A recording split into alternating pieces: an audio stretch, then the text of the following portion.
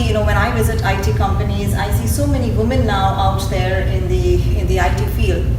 So I think somewhere now, it has to be like, okay, are we growing in our values? Are women really putting in the efforts to grow their value? Because it should not be like, the things have changed externally, but we are still under negotiating business deals and we are still under negotiating corporate salaries.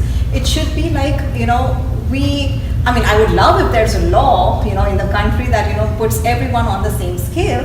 But at the same time, I think now the external issues will keep moving ahead. They will change with time, with all the innovation and everything.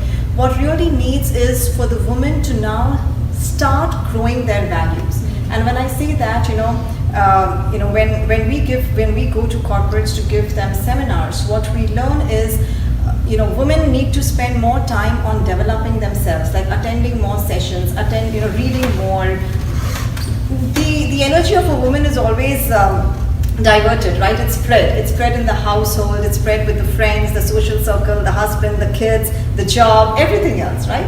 So there is very little energy that they have now left where they can develop themselves and bring themselves up. So I think if we start to know our value, grow our value, and put that on the table, it should really help.